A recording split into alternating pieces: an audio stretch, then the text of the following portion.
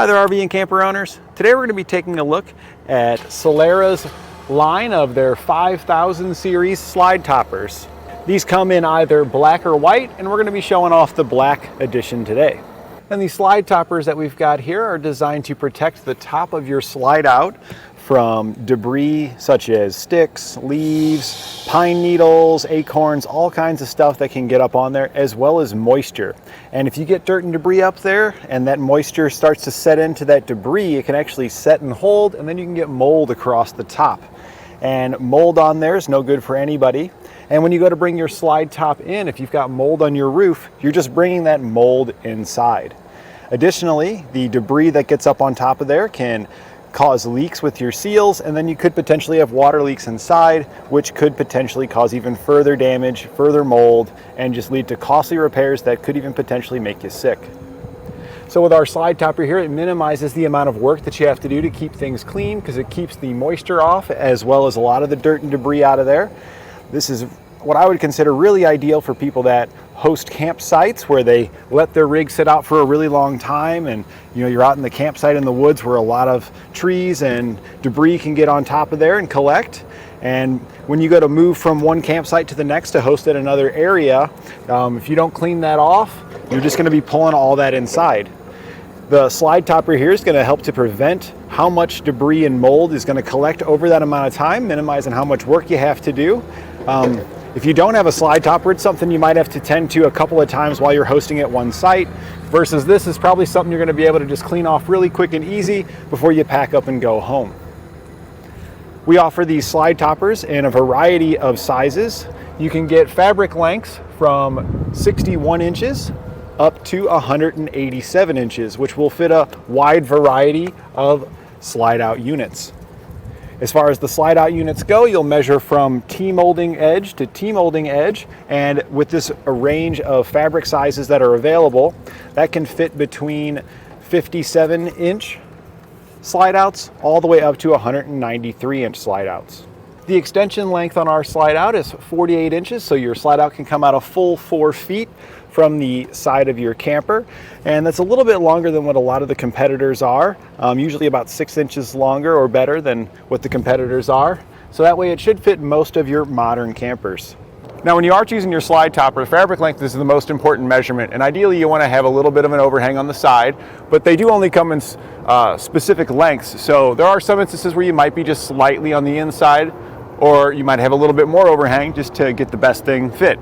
In order to ensure that it's going to fit as well as your fabric length, you want to make sure your arms are going to be able to insert into here and both of your screws inserted. So your arm length here, coming out of it, is going to be about 17¼ inch. And then the distance that it needs to travel through the bracket is about 7½ inches. And the distance between the two screw holes is 7 inches. So that way you can get the right length one, and you can also make sure that your arm is going to be able to insert into your bracket and your screws inserted. Your bracket's going to sit just to the inside of your T-molding, so you'll want to measure your T-molding. Those are going to vary from manufacturer to manufacturer on your motorhome or your RV or trailer. Ours are 4½ inches, and that's fairly common, but again, they do vary slightly. So those are some other measurements just to help make sure that this is going to fit properly for you. And whether you go with the black or white edition, the top is going to be constructed of vinyl, which is going to be nice and durable. It does have some flex. It's able to withstand the UV sun rays that are out there, as well as the elements that your camper sits in outside potentially for several months. So you don't have to worry about your slide top going bad on you and for many, many years. And it is pretty durable as far as what I push down on it. I don't feel like there's going to be any tears or anything, so I think some smaller branches and stuff would have no problem kind of just hitting that and bouncing off. And the brackets also have a powder coating on them to help protect them against rust and corrosion, and that is going to match the color that you purchase. So if you've got the black edition here, you can see we've got all black hardware. If you get the white edition, you would get all matching white hardware. And here you can see our slide topper. It does fully cover up the wall there, and it extends out to a point where you get a little bit of an overhang to help keep that dirt and debris from collecting on there. Also, again, keeps that moisture from getting up on top of here and causing mold. Our seals are located here. Sometimes there are seals on the inside edge of your T-molding as well. Not on this particular camper, they're located here, but they can be on either side. And that dirt and debris that collects in here, if you go to close your unit and that debris is still in there, it can actually cause issues with your seals, especially sticks. Piney or needles and stuff like that could damage the seal, which can lead to leaks in the future. So keeping something like this up here is going to minimize how much you get up there, so that way you don't pull this thing in and accidentally cause damage to your seals. And sometimes you're pulling this thing in, you're going home and packing it up for winter, and if it's stored outside, it could be in a state where you don't even realize till next year that you've had a leak issue. And you can see where the railing is located versus our roller tube here. It does have a gentle curve towards the outside, so when water and stuff hits the top, it's able to roll off and not just pool up on top of the unit. And the new 5000 series from Solera is going to be the new standard that they've got now. So it has a slight redesign over the previous editions that they had. The arms have changed from a hex type shape to this more oval shape here. It's a little bit sleeker. It slides together a little bit easier than the previous one. The ends are a much bigger end than the previous design, so it's a little bit more robust. Kind of has a nicer looking cap on it that gives it a little bit more protection against something that might come in on the side there and contact the roller. You also get a cover for your hardware here now, so the brackets are also slightly different than what they were before on the front here, as well as the portion where the rod slides into it. So we do have an older one that was actually installed on this camper, so we can go take a look at that one so you can get a better look at what the differences are. So here we can see the previous design. You can see how the ends are different. It doesn't have quite the coverage that the new outer arms have on the roller, so you don't get quite as much protection from falling debris on the roller edges here. And you can see here we've got the more hex shape design where that goes in. It's really fairly similar in its operation, mostly just aesthetics and just a little bit more robust there on the end. And then we do not have a cover plate here for the set screws that come in place. But we did want to mention this because if you do have an older unit, maybe you've had it in service for a decade or so, and something happens with your roller to where you need to replace it, the arms that are going to come on the new rollers are going to require a different size, so you'll have to likely take the plate here and slide that off. It will still slide onto the access plate that's below it, so you won't have to remove the part that's sealed up onto the side. You can just remove those set screws and slide that off, but you will have to update the brackets to accept the new arms. So now that we've covered some of the features of our slide topper, we'll go ahead and show you how to get it installed. And you'll see this is a prime example of all the debris and stuff that can get collected on the inside when we get right into this one. So here we can see our customer's slide out that he's got here. And you can see he's in a pretty rough spot here. He's got actual tree branches stuck in there. We can see that there's leaves and debris down there. And stuff like this, when it gets caught in here, is only going to cause damage to the seals and components that's located behind it. Can cause your slide out to leak potentially on the inside, which can lead to mold and other damage to your RV or your motorhome.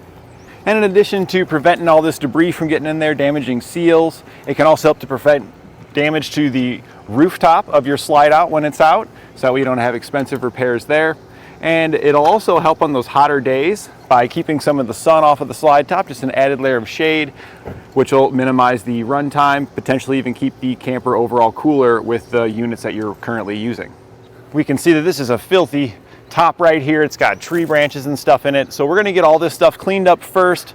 That'll give us a way to be able to first assess to see if any further repairs are gonna be needed in addition to the slide topper, and just give us an easier time installing our components without potentially trapping dirt and debris behind it, which could potentially also lead to leaks. So we're gonna get all this out and get it all cleaned up, and then we'll get into measuring.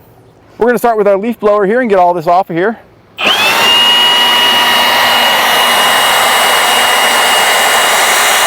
So now we're gonna go ahead and get the roof cleaned up. We've got a couple of different brands that we offer here of rubber roof cleaners. That's what we're gonna use to get this all cleaned up on here. This one's also a conditioner as well with the Volterra. They do come in a couple of different styles. You can get a pre-mixed spray bottle version, or you can get it in a concentrate, and it's the same for both of these.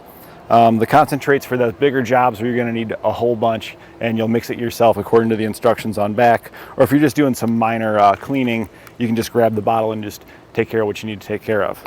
So we're going to just get this sprayed down. We're going to use a soft bristled brush. So we've added some of the cleaner to it, and now we're just going to give it a good scrubbing to get this off of here. And you can really see a big difference between the side that I've cleaned versus the side that I have yet to clean. And lastly, we're just going to use some vinyl and rubber dressing. This will just help to restore the rubber to keep it from drying out, restore some of its sheen. So now we're going to measure. When measuring your slide out, you want to do it actually on the T-molding, and that's kind of the overhang and trim that goes around the outside. You actually have a seal on the inside that goes all the way around that T-molding, that when your camper is all the way in on your slide out, it seals up against the side. So we want to measure from here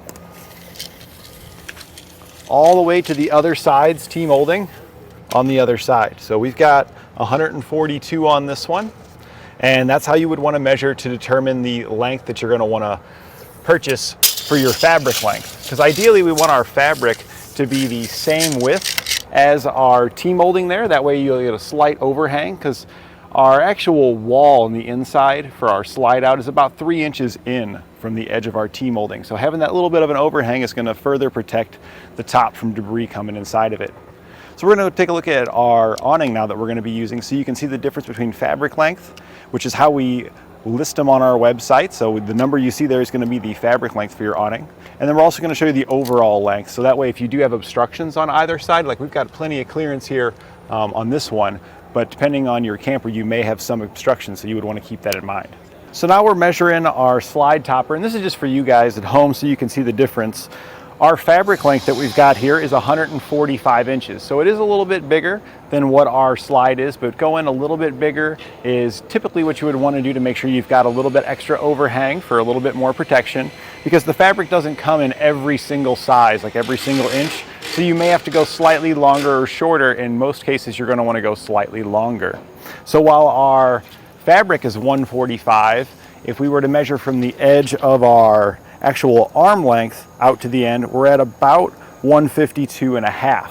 So that means that the extra distance that you're going to need beyond your fabric, just to make sure you've got clearance, is going to be about 3 3/4 inches off each side of the fabric. So just keep that in mind. If you do have maybe another awning or another slide out nearby, you may need that clearance, in which case you can usually go size down just to make sure that you have that clearance.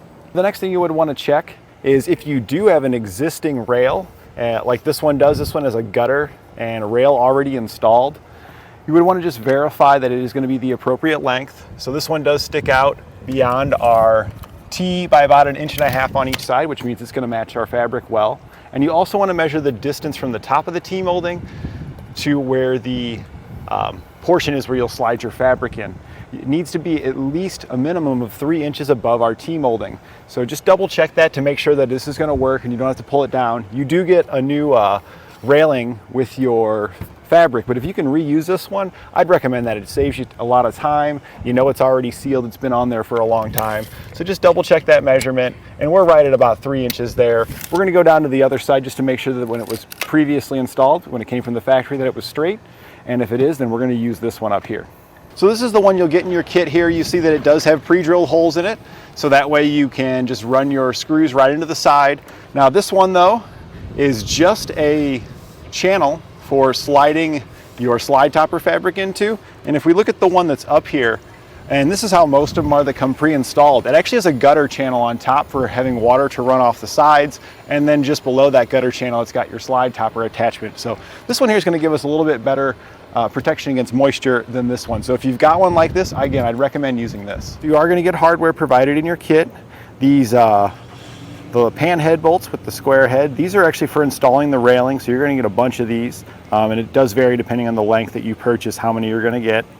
We're not going to be using these today since we're going to use the existing railing, but it's nice that they do provide the hardware. The other hardware that has a black head on it is going to be these ones, but these are tapered, if you see there. These are for installing the brackets that we're going to be putting on the slide out, so we are going to use these today. So we're going to get all of those separated out, and we're going to put our pan head ones aside for now. Now we're going to go ahead and install our access plates. That is these. Some of the more modern campers do come with the access plates already installed. So if you've got those installed, you can just skip right past this to putting the brackets on there. But ours doesn't have them installed, so we're going to be installing them. You can install it either way. You can see there's a lip on this side and the attachment is on the opposite side. This is one of the attachments where your piece will slide on. Grab the other piece so you can see that here. So our piece would slide on. I mean, obviously it's going to slide on facing the other direction upwards, but you can see that it slides on there like that. There's two sets of holes there for it to slide into for two different positions. These can be installed either on the T-molding itself or right below it. In most cases, I'd recommend to install it below the T-molding. It's going to be a more secure attachment to this location here. It's going to be a nice thicker wood. And if you install it on the T-molding, you got to be careful not to put any screws above where your seals are, or you're going to get potential leaks to the inside. So that's why I just kind of recommend to stay away from installing it on the T-molding and putting it below if you possibly can. Just pay attention to the heights to make sure that you don't have any rubbing of your roller onto the T-molding when you install it. So since these can be installed in either way, when installing it below the T-molding like this, I typically recommend putting this side up top. That way it ensures, since the T-molding sticks out just a little bit, that ensures that you're going to be able to easily slide on your other piece because it gives you just a little bit of a gap there. So that's how we're going to be putting it. Now before we screw it up there, you don't want to put it just directly up there. We want to seal this up because we are going to be screwing into the outside here. So we're going to be using some butyl tape on the outside. We're going to cover the back side, making sure that we cover all of the screw holes. So we're just grabbing our butyl tape. Been sitting out in the sun here a little bit, so it's getting a little bit tacky. Make sure that we do have enough to cover all the way across there. We'll put it on the back side, and we can always trim off any excess later on. You're usually better off going extra and trimming off the excess than not having enough, because leaks are good for nobody.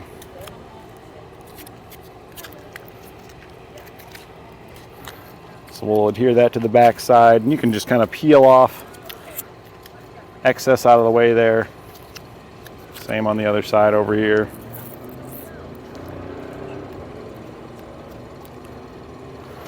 And we'll pull our backing off of there, trying to keep the butyl tape onto the back side of our access plate. Now the butyl tape here, if you let it sit out in the sun like we did, does kind of get a little bit sticky to the back piece there, so just make sure you're not pulling it away from your plate, keeping it on the plate.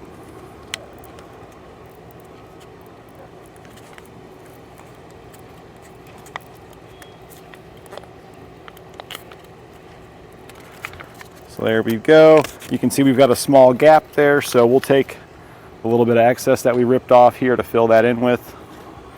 All right, so it's a nice good coverage across it. We've got it covered where all of our screw holes are going to be located. And this is going to smush out a little bit, so we'll probably have a little bit more cleanup that we'll have to do at the end. But again, having more is always going to be better. You can clean it up later. So that looks good there. We want to be as close to the corner as we possibly can. Now a lot of your motorhomes have these kind of caps on them here, or your trailers as well for your slide outs. So that cap usually does kind of extrude down a little bit. So we're going to be as high as possible and then probably right up to the edge of that cap.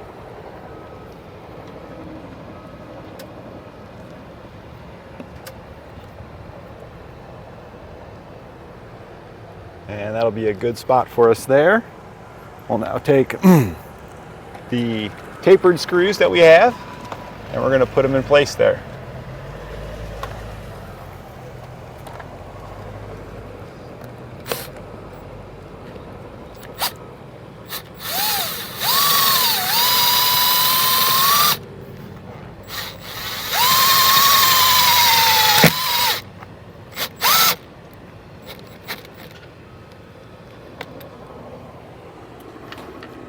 And we're going to get another one in. I'm going to put it in the opposite side so that way I can make sure it's nice and straight along the bottom edge of the T-molding there.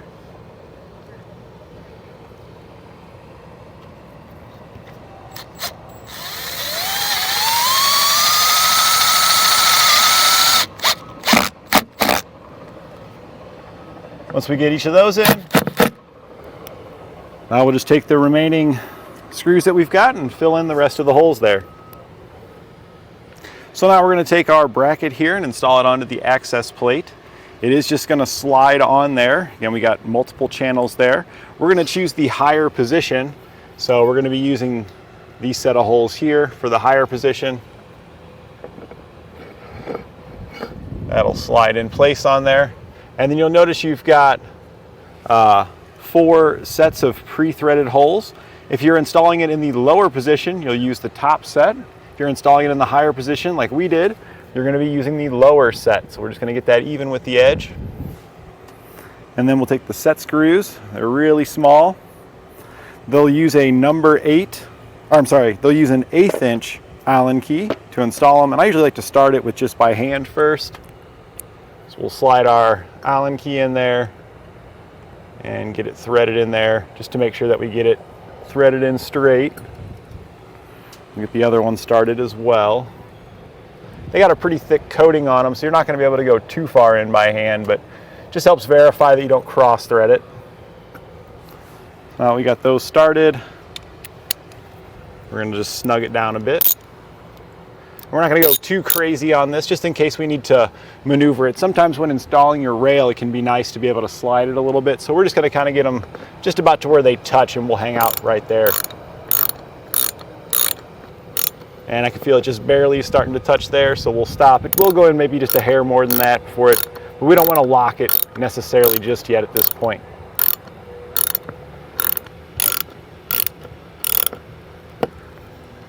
All right, it still can slide there just a little bit. We'll get the other side kind of snugged down. Again, it's kind of nice to be able to have it, that ability to slide for just lining it up. A lot of times what I'll end up doing is usually lock one side and not the other side, so I can kind of maneuver the other side when installing it.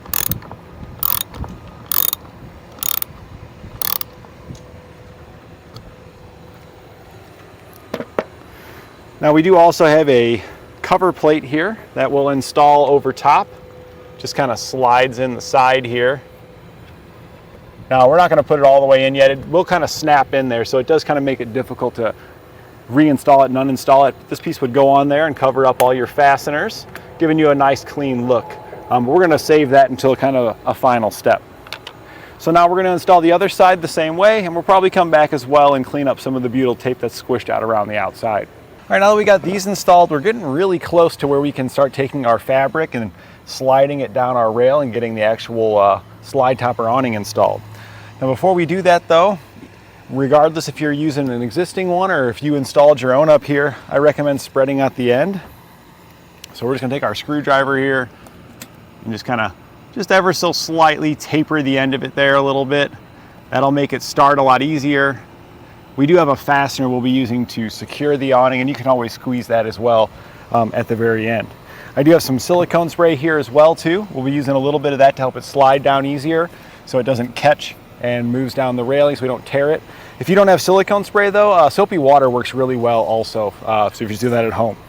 Now if you are installing your own railing, I did tell you to, we checked the 3-inch minimum distance from here on each side. If you're doing your own install, I would recommend maybe every foot or so making that same mark, so when you're installing it, you get it straight all the way down. We could tell visually that this one was installed straight from the factory, but it can be difficult doing it yourself, especially on a really long awning. They kind of tend to want to dip with under their own weight, so having a mark every so often will help you get it straight as well.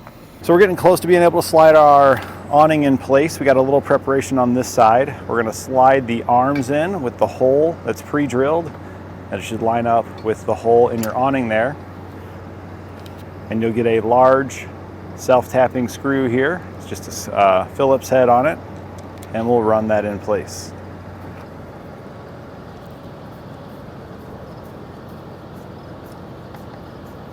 We'll prepare the other side the same way. So we went ahead and took off the just cardboard pieces, just ripped the paper off of there, and then we're going to pull this out one roll all the way down. That way we can have a little bit to be able to hold onto this and then slide this portion into the railing. So now we're going to feed it in place here. We've got an assistant down there because with it being so long you're going to need them. You can use a little bit of that silicone spray if you need it on the end. Put a little bit on this side if you want as well. And then we're going to take the end that has the cord in it there, feed it in place, and just start sliding it down. You have to feed it along the way. So don't just pull with the roller, support the roller, but make sure you're feeding the fabric so it doesn't tear. So here on the other side, if you need to, you can go slightly past and then bring it back. Just make sure you get it lined up and slid in there. And then we'll need to center it, making sure that we've got it centered side to side. So we'll probably take our tape measure and use our T-molding as kind of a point to measure from to make sure we make it even. So we're going to snug up our set screws now, making sure that our brackets that are attached to the slide out stay in place, and then we can slide this portion inside of that bracket.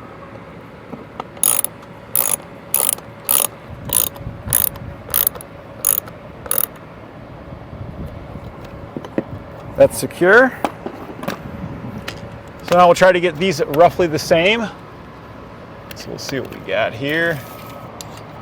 So from our edge to the T-molding, we're about 4 3/4, and you can also measure to your bracket, but we know the T-molding is going to be the same on each side, so that's kind of a decent way to make sure you get it roughly the same. To the T-molding, about 4 3/4. So now that we've got it even, we're going to attach the arms here so they can't move. We're going to use the larger self-tapping screws. These are going to be the chrome ones, and we'll use a 5/16 socket to secure those. There's pre-drilled holes in the bracket that's attached to the slide out, so just run these right into the arms.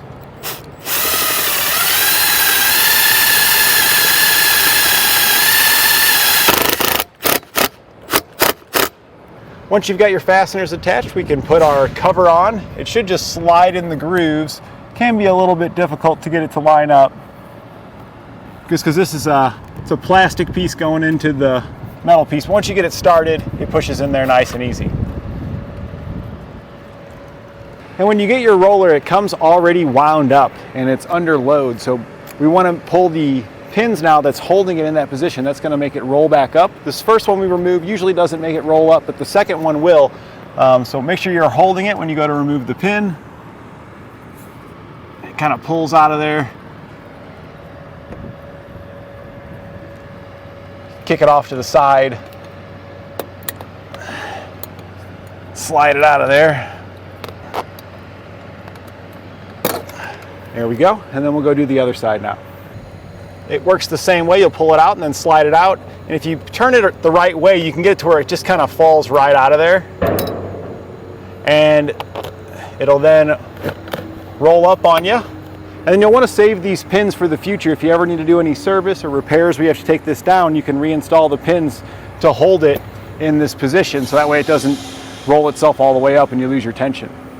So now we want to test its operation. We're going to go ahead and operate it in and out a couple of times to make sure that when it extends and rolls back up, it rolls up evenly and it doesn't have like a offset to where it's rolling up uneven on one side.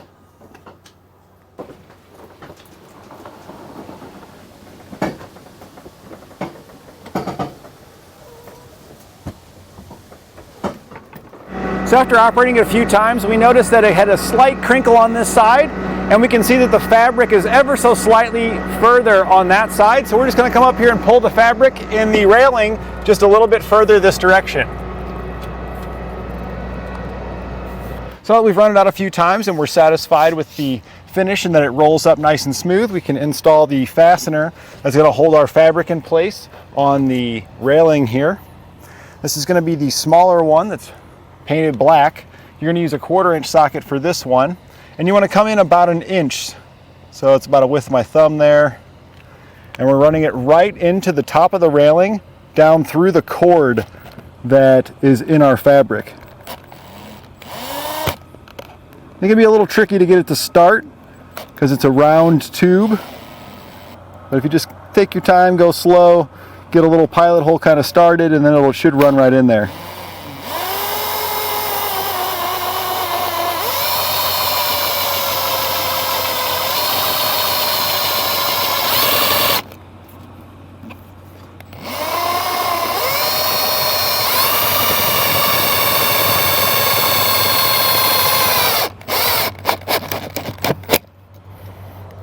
and that'll hold this side.